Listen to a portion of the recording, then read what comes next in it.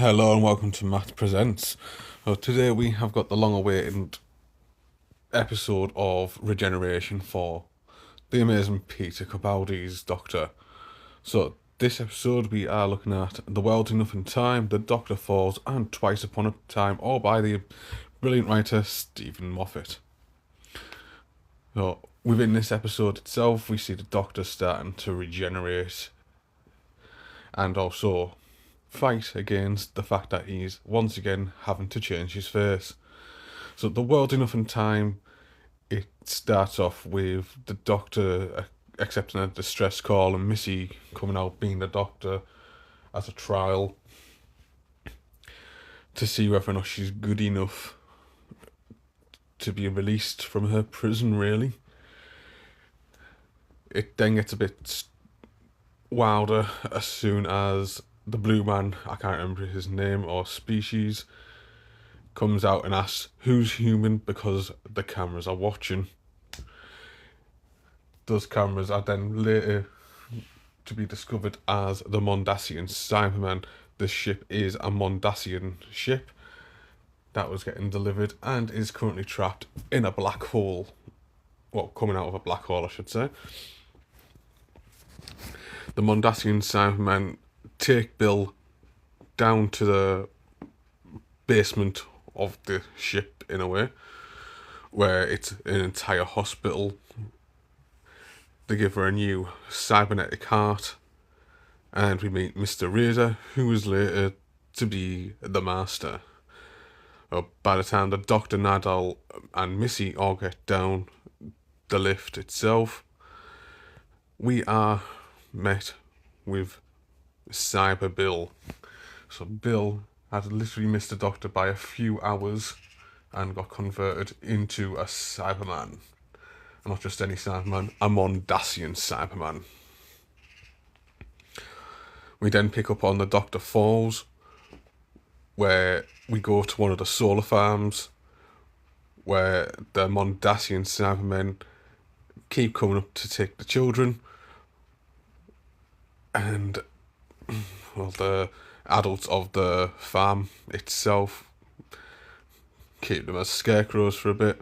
It then all gets a bit wilder when the Doctor, not the Doctor, Missy finds one of the lifts with the Master and then calls it, only for one of the new Cybermen that were featured in Nightmare in Silver to be in the lift, ready and waiting. The Master and Missy decide that they're going to go and basically kill each other shortly after. The Doctor and Nidal hatch a plan where they basically have to go up by so many levels, and Nidal is to basically look after everyone on the ship itself, whilst the Doctor, in a way, basically takes up the mantle of being the saviour. He has an amazing speech as well where he tells Missy that he doesn't do this to win. He does this because it's right. And what he is doing is right. He may not win. He may not save everyone. But what he is doing is what he needs to do to make sure everyone isn't converted into a Cyberman. Which is very Peter Capaldi and Stephen Moffat-y in that episode. Throughout this episode as well, we do see that the Doctor has got regeneration energy in his hand as well, that he keeps shooing away until the very end when he is shot by a Cyberman. Because doctors are not needed. Eventually, the Doctor uses his sonic screwdriver and blows up the solar farm and the Cybermen, which is where we get to see Bill, who's still a Cyberman, over the Doctor's body.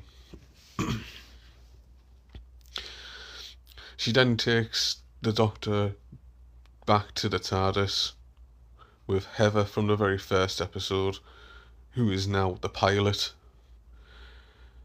And Bill then gets her body back and starts exploring the stars with Heather. We then go on to the very next episode, which is Twice Upon a Time, where we meet the first Doctor, this time played by William Hartnell. William Hartnell's Doctor is in the same situation as the 12th Doctor. He does not want to change. Neither does the 12th Doctor. They then both go on an adventure with one of the World War One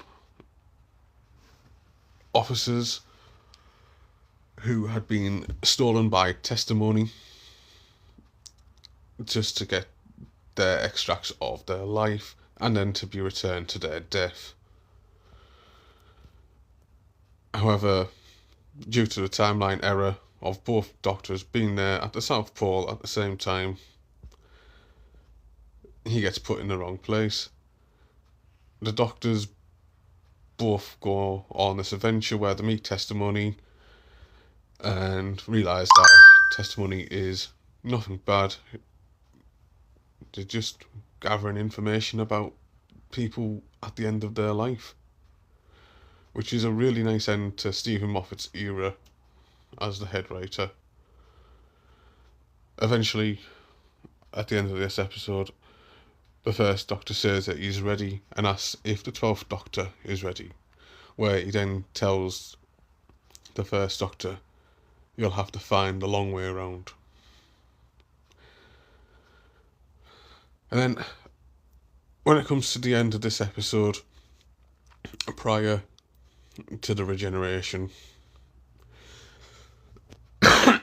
excuse me, Stephen Moffat gives Peter Capaldi's Doctor an amazing speech. "Never be cruel, never be cowardly. Remember, love is always wise and hate is always foolish.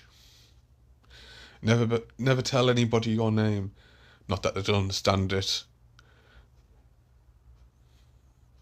Children can hear your name only if the wind is in the right place and the stars are too. And Doctor, I let you go."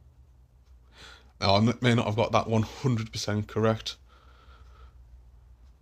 but the first part I know is correct, and that is just something amazing for the 12th Doctor himself. That is the 12th Doctor.